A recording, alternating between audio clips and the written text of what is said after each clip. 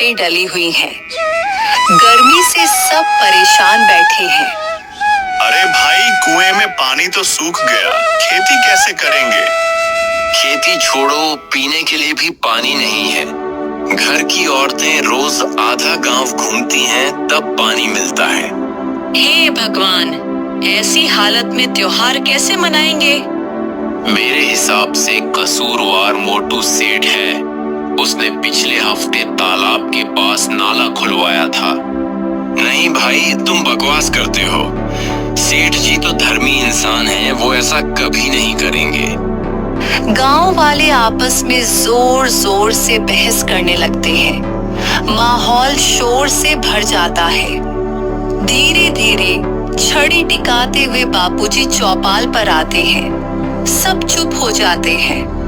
अरे वाह, पानी सूख रहा है और तुम लोग आपस में झगड़ा करने लगे। बापूजी, लेकिन पानी नहीं है, सब परेशान है। समस्या से नहीं, समाधान से काम लो। झगड़े से कोई कुआं नहीं भरता बेटा। तो अब क्या करें बापूजी? पहले देखो पानी गया कहाँ है। तालाब में अभी भी पानी है या नहीं? गांव वाले बापूजी के साथ तालाब की तरफ जाते हैं। बच्चे भी पीछे पीछे दौड़ते हैं। बापूजी, अगर पानी गायब हो गया तो पक्का जादू टोना हुआ है। अरे पगले, जादू टोना नहीं, किसी की चाल होगी। सब तालाब तक पहुंचते हैं। तालाब का पानी काला और गंदा है। बदबू उठ रही है। सबके चेहरे पर डर और चिंता है। अरे राम, पानी तो काला हो गया, इसमें तो पक्षी भी न पिए। यह गंदगी कोई जानबूझकर फेंकी है। बाबूजी, शक तो सेठ जी पर जा रहा है। पिछले हफ्ते वही कुछ काम करवाते दिखे थे। गांव वाले एक दूसरे की ओर देखने लगते हैं। शक का माहौल गहराने लगता है। बापूजी छड़ी टेकते हुए तालाब के पास खड़े हैं। उनकी नजरें पानी पर गहरी हो जाती हैं। हाँ, ये तो साफ है। ये गलती नहीं, किसी की चाल है। किसकी चाल बापूजी? मोटू सेठ की। अब साफ हो जाता है कि तालाब को गंदा करने के पीछे मोटू सेठ का हाथ है। मोटू सेठ अपनी दुकान पर बैठा है। पेटी में पैसे गिन रहा है। वाह रे वाह, सब गांव वाले प्यासे और मेरा कुआं भरा हुआ। अब तो सब मेरे पास पैसे देकर ही पानी लेंगे। मोटू सेठ का धंधा खूब चलेगा। हाँ हाँ हाँ। अपने नौकर की ओर देखता है। ए भोला, कुएं पर ताला लगा दो। पानी सिर्फ बेचना है, फ्री में देना नहीं। ठीक है सेठ जी। बापूजी और ननका चौपाल पर बैठे बातचीत कर रहे हैं। बापूजी, पक्का सेठ जी की चाल है। तालाब गंदा करवाया और अब कुएं पर ताला लगा दिया। धीरज रख बेटा, लालच हमेशा पकड़ा जाता है। तो चलो उस पर नजर रखते हैं। रात को सेठ जी को पकड़ने चलते हैं। हाँ, लेकिन समझदारी से, जल्दबाजी से नहीं। गांव वाले कुएं पर पानी मांगने आते हैं। सेठ जी, कुएं पर ताला क्यों? पानी दीजिए। पानी फ्री में नहीं मिलेगा। एक घड़ा 5 रुपए है। जिसे पीना है वो पैसे ला कर ले। अरे सेठ, पानी तो भगवान का दान है, धंधा नहीं। धंधा करना मेरे खून में है। चाहिए तो पैसे दो, नहीं चाहिए तो जाओ। गांव वाले मायूस होकर लौट जाते हैं। दूर खड़े बापूजी और ननका यह सब देखते हैं। देखो बापूजी, यह तो खुल्लम खुल्ला चोरी कर रहा है। अभी समय है, इसे पकड़ने के लिए बारीक चाल रचनी होगी। सेठ जी किसी बाहर से आए व्यापारी से गुपचुप बातें कर रहा है। काम तो खूब सही किया। तालाब गंदा, गांव वाले परेशान। अब पानी पर तुम्हारा राज्य है। हाँ हाँ, ये लोग मेरे कुएं पर निर्भर हैं। अब जब तुम जमीन खरीदने आओगे तो सब बेच देंगे। पैसा मुझे मिलेगा, जमीन तुम्हें। पक्की, आधा पैसा अभी, आधा बाद में। दोनों हाथ मिलाते हैं। बापूजी और ननका खिड़की के पीछे छुपे सारी बातें सुन रहे हैं। बापूजी पकड़ा गया। सेठ जी तो बाहर के आदमी से साठ-गांठ कर रहा है। हाँ बेटा, असली खेल अब शुरू हुआ है। अब साफ हो जाता है कि सेठ जी ने गांव की जमीन हथियाने के लिए बाहरी व्यापारी के साथ गुप्त सौदा किया है। गांव वाले चौपाल पर बैठे परेशान हैं। सबको पानी खरीदने की मजबूरी है। हर रोज सेठ जी खड़े पर 5 रुपए मांगते हैं। गरीब लोग कैसे चुकाएंगे? बच्चे रोते रहते हैं। पानी बिना रोटी भी नहीं बन सकती। बापूजी सोच में बैठे हैं। नंका शरारती मुस्कान के साथ खड़ा है। बापूजी आप फिक्र मत करो, अब सेठ जी को मेरी मस्ती समझानी है। ध्यान रखना बेटा, चालाकी मजाक में ठीक है, लेकिन किसी बेगुनाह को दुख मत देना। बिल्कुल, बस सेठ जी को थोड़ा घुमाना है। मोटू सेठ पैसे लेकर पानी बेच रहा है। लो, एक घड़ा 5 रुपए। पानी सेठ जी के सिवा कहीं नहीं मिलेगा। नंका चुपचाप पीछे से आता है। कुएं में गुड़ और हरी मिर्च डाल देता है। पानी मीठा और तीखा दोनों हो जाता है। अरे, ये तो मीठा भी लगता है और तीखा भी। वाह, सेठ जी का कुआं तो मसाला वाली लस्सी देता है। गांव वाले ठहाके लगाते हैं। सेठ जी गुस्से से लाल हो जाता है। ये कौन सी शरारत की? नंका छुपकर दूर से खिलखिलाता है। गांव में छोटा उत्सव हो रहा है। ढोल और ताली की गूंज है। सब गरबा खेल रहे हैं। गांव वाले मिलकर गाते हैं। ढोली तेरो ढोल बजे मजामा। नंका मौका पाकर सेठ जी के डांडिया की जगह केले के छिलके रख देता है। सेठ जी डांडिया उठाकर नाचते हैं, अचानक फिसलकर गिर जाते हैं। धपाकक, सारा गांव हंसने लगता है। अरे सेठ जी, आपका गरबा तो सर्कस जैसा लग रहा है। नंका तालियों के बीच छुपकर हंसता है। मोटू सेठ इधर उधर देखता है और नंका को पकड़ लेता है। ए छोकरा, तेरे ही पीछे है ये सारी शरारत। अरे सेठ जी, मैं तो बस मजाक कर रहा था। तू बापूजी का पिट्ठू है। सुन ले, अगर मेरी चाल में टांग अड़ाई तो अच्छा नहीं होगा। नंका घबराकर उनकी पकड़ से छूटने की कोशिश करता है। अभी तो चाल शुरू हुआ है, असली खेल अब मैं दिखाऊंगा। सेठ जी ने नंका को धमका दिया।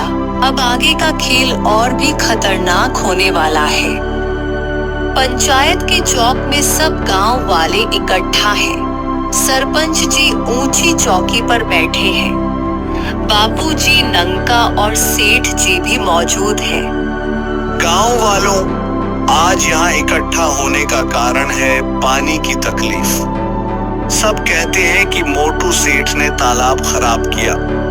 अब सच सामने आना चाहिए।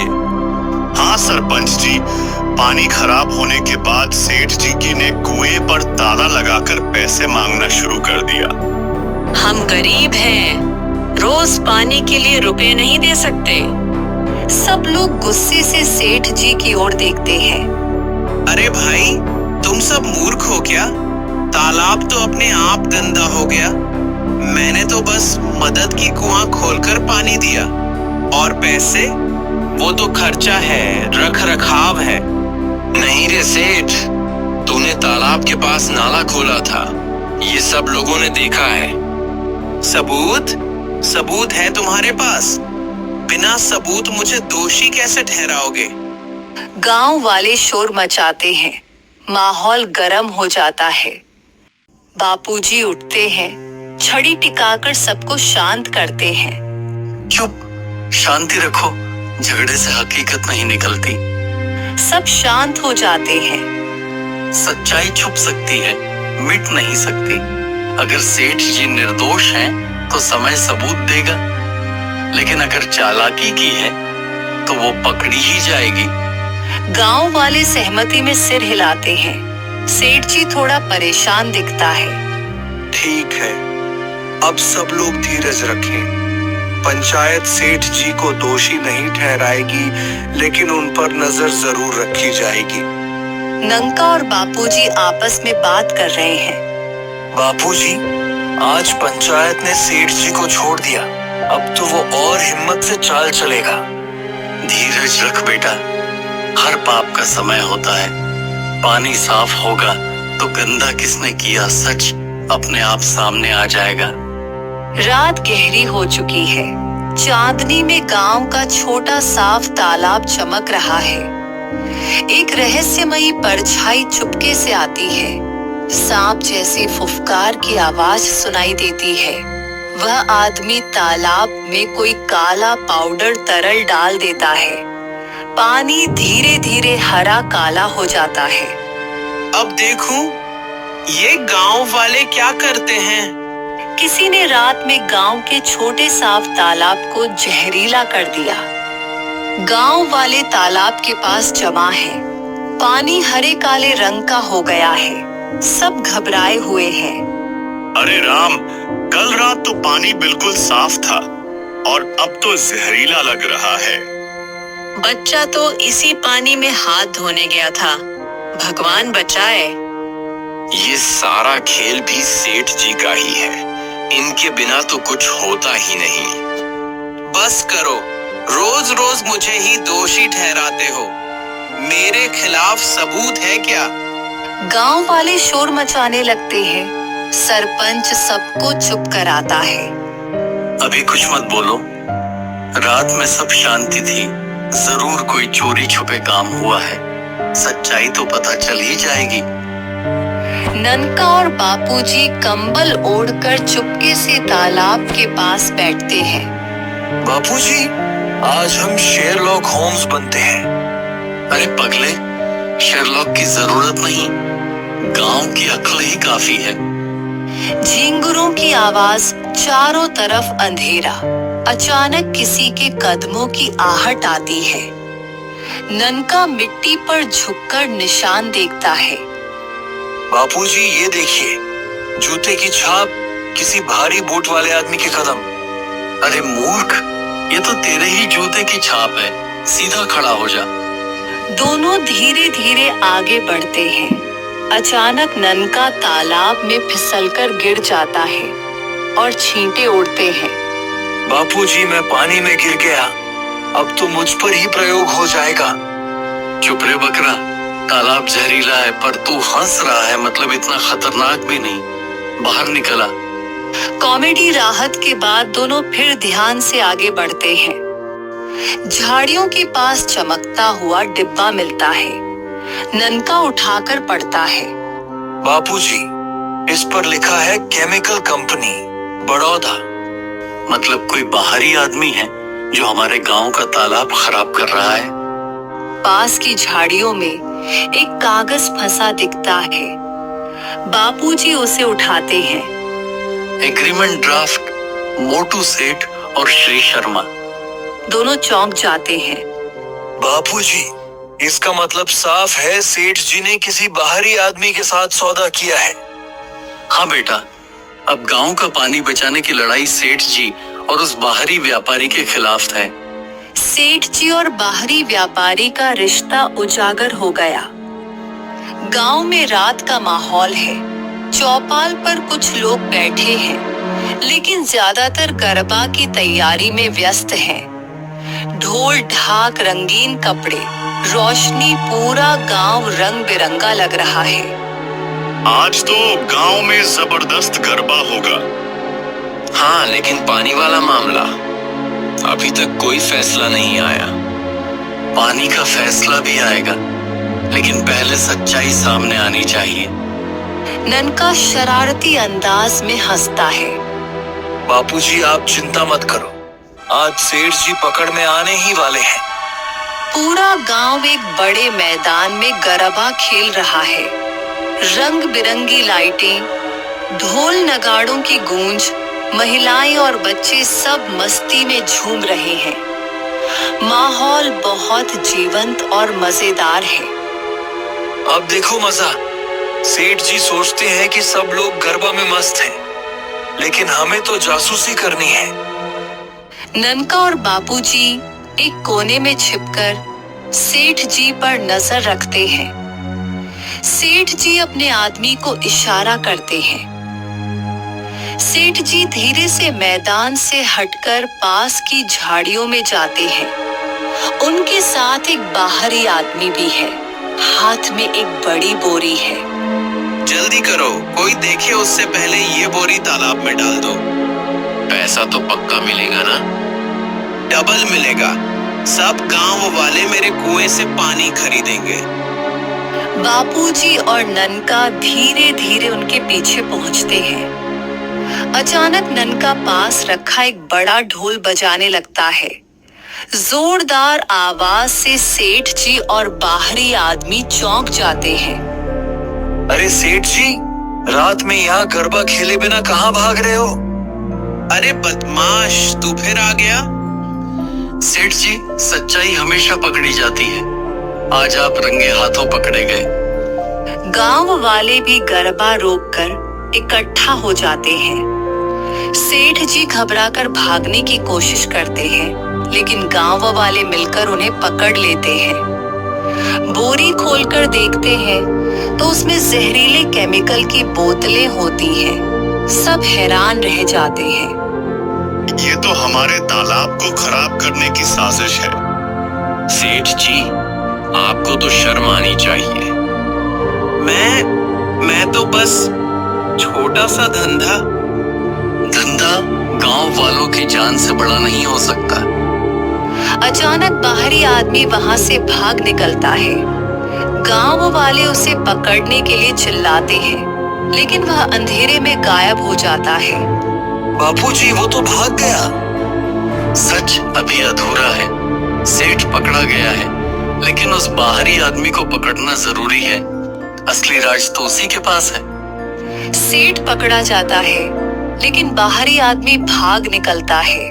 अब गांव वालों को यह पता लगाना है कि वह बाहरी आदमी कौन है और क्यों गांव का पानी खराब कर रहा है। गांव वाले डरे सहमे चौपाल पर बैठे हैं। तालाब का पानी जहरीला हो चुका है। अब हमारा क्या होगा? पानी नहीं, खेती नहीं, तो जमीन किस काम की? मोटा सेठ की चाल अभी तक समझ नहीं आई, लेकिन वो उस बाहरी आदमी के साथ क्यों? अरे, मैं तो पहले ही कहता था, सेठ जी का पेट तो कभी भरता ही नहीं। अब ये बिजनेसमैन लोगों के साथ मिल गए हैं। सब लोग सेठ जी की ओर घूरकर देखते हैं। सेठ जी घबराकर नजरें झुका लेते हैं। बापूजी शांति से चौपाल में आते हैं। सब खड़े हो जाते हैं। बेटा, डरने से हल नहीं मिलता। सच को उजागर करेंगे तो रास्ता अपने आप निकलेगा। जो बाहरी आदमी है, उसकी असली नजर क्या है ये जानना पड़ेगा। नंका और 2-3 गांव वाले उस बाहरी आदमी के बारे में खबर लाकर आते हैं। बापूजी, खबर मिली है। वो आदमी अहमदाबाद का बड़ा बिजनेसमैन है। वो हमारी जमीन चाहता है सस्ती कीमत पर। सस्ती कीमत पर जमीन? लेकिन करेगा क्या? वो यहाँ इंडस्ट्रियल पार्क बनाना चाहता है और इसके लिए सेठ जी के साथ सौदा किया है। गांव वाले चौंक जाते हैं। सेठ जी अचानक गुस्से में खड़े हो जाते हैं। हाँ, मैं उस बाहरी आदमी के साथ हूँ। तुम लोग रोज मुश्किलों में फंसोगे। आखिरकार तुम्हें मजबूर होकर जमीन बेचनी पड़ेगी और तब मैं डबल फायदा उठाऊंगा। तो हमारा गांव, हमारी खेती सब छिन जाएगा। सब लोग आपस में फुसफुसाने लगते हैं। अब तो लगता है जमीन हाथ से चली जाएगी।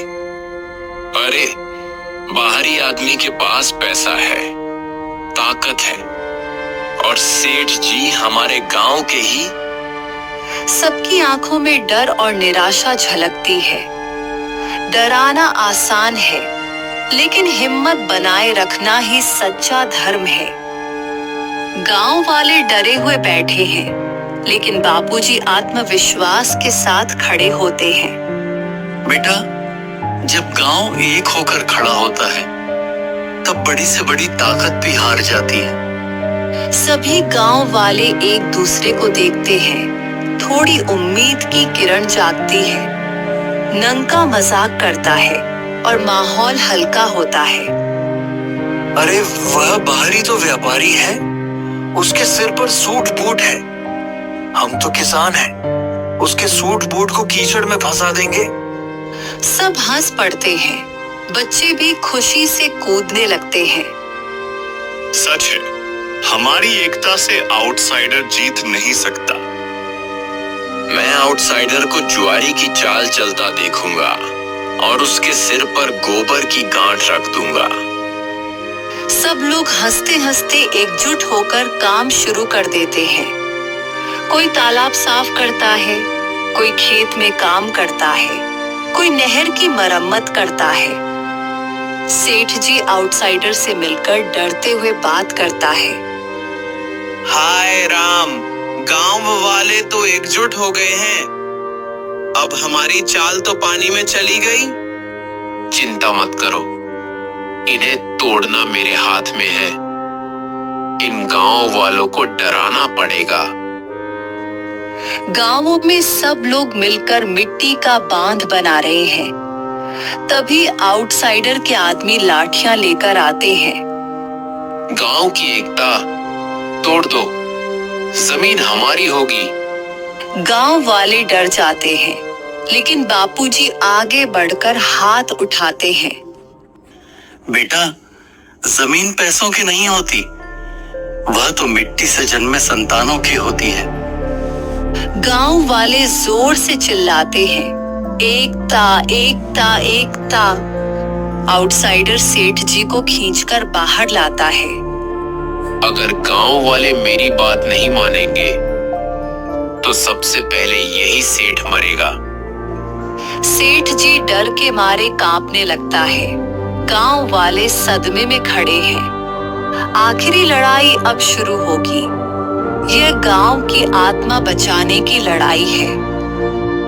गांव वाले चौपाल पर इकट्ठा है। सबके चेहरों पर डर और चिंता झलक रही है। अब तो हमारी जमीन भी चली जाएगी। पहाड़ियों के आदमी रोज रोज धमकी देने लगे हैं। पंचायत कुछ करे, वरना हम क्या करेंगे? अरे, तुम लोग बस अफवाह पर भरोसा कर रहे हो। कोई बाहरी नहीं है, ये सब बापूजी और नंका की बनाई हुई नाटकबाजी है। गांव वाले सेठ की बातों से उलझन में पड़ जाते हैं। बापूजी हाथ में एक थैली लेकर आते हैं। नंका मुस्कुराता हुआ पीछे चलता है। गांव वालों, आज सच का समय है। जो सच छुपाया गया था, वह आज सामने आएगा। बापूजी, थैली खोलो और दिखाओ तमाशा। बापूजी थैली से निकालते हैं एक बोतल जिसमें जहर केमिकल था। सेठ जी और बाहरी के बीच का साइन किया हुआ कागज और तालाब के पास रात में मिली चिट्ठी। गांव में हलचल मच जाती है। सेठ, ये सबूत क्या कहते हैं? तुम्हारा साइन इस कागज पर क्यों है? तुमने हमारी जमीन बेचने की साजिश की। सेठ जी घबरा जाते हैं। माथे पर पसीना बहने लगता है। नहीं, ये सब झूठ है। बापूजी मेरे खिलाफ चाल चल रहे हैं। सेठ, सच्चाई को चाहे जितना छुपाओ, एक दिन सामने आ ही जाती है। तुम धन कमाने चले थे और गांव का विश्वास खो बैठे। पंचायत के सामने बाहरी आदमी को भी लाया जाता है। अब तू बता, सच क्या है? हाँ, मैंने सेठ जी के साथ सौदा किया था। पैसे के लालच में इन्होंने मेरा साथ दिया। हम दोनों ने मिलकर पानी को खराब करवाया ताकि गांव वाले मजबूर होकर जमीन बेच दें। गांव वाले गुस्से में खड़े हो जाते हैं। गांव का गद्दार, गांव को धोखा दिया सेठ ने। सेठ जी रोने लगते हैं, हाथ जोड़कर सबके सामने खड़े हो जाते हैं। मुझसे बहुत बड़ी गलती हो गई। पैसे के लालच ने मेरी आंखें बंद कर दी थी। गांव वालों, मुझे माफ कर दो। सेठ, माफी शब्दों से नहीं मिलती, माफी कामों से मिलती है। अब तुम्हें अपने कर्मों से साबित करना होगा। गांव वाले सेठ की हालत देखकर थोड़ा पिघलते हैं, लेकिन गुस्सा अभी भी बाकी है। सेठ, अब आखिरी फैसला अगले पंचायत में होगा। वहीं तय होगा कि तुम्हारी सजा क्या होगी और इस गांव की तकदीर क्या होगी। गांव वाले सेठ को देखते हैं, कोई नाराज है, कोई दया से देख रहा है। बीच में खड़े हैं बापूजी, शांति और सच्चाई का प्रतीक। सब लोग इकट्ठा हैं, माहौल तनाव भरा है। तुम लोग गांव के समझदार नहीं हो। मैं पैसा देता हूँ और तुम लोग नाटक करते हो। पैसे से सब कुछ मिल सकता है, पर गांव का प्यार नहीं। हम अपना गांव बेचने वाले नहीं हैं। बाहरी आदमी डर जाता है, देखता है कि सब एकजुट खड़े हैं। जब गांव एक हो जाए तब पैसा भी बेकार हो जाता है। बाहरी आदमी गुस्से में गाड़ी लेकर भाग जाता है। मेरे भाइयों, मुझे माफ कर दो। पैसों के अंधेपन में मैं गलत रास्ते पर चला गया। मुझे लगा था कि पैसे से आदमी बन सकता है, लेकिन आज समझ आया कि असली सुख तो गांव के प्रेम से ही मिलता है। गलती हर इंसान करता है, पर मन सुधारना ही बड़ी बात होती है। सेठ जी, आपको तो गरबा करके सजा मिलनी चाहिए। सब जोर से हंस पड़ते हैं। गांव वाले सेठ जी के साथ तालाब साफ करने का काम शुरू करते हैं। हम सबके हाथ मिल जाएं तो तालाब चमक उठेगा। हाँ, आज तो सेठ जी भी हमारे साथ श्रमदान कर रहे हैं। सब मिलकर तालाब को साफ करते हैं। पानी चमकने लगता है। पानी ही नहीं, मन भी साफ होना चाहिए। जो मन पवित्र हो तो गांव हमेशा उज्जवल रहता है। एकता और पवित्र मन से गांव हमेशा रोशन बनता है। तो दोस्तों, आज के वीडियो में बस इतना ही। अगर आपको वीडियो पसंद आया हो तो लाइक करें, शेयर करें और हमारे चैनल को सब्सक्राइब करना न भूलें।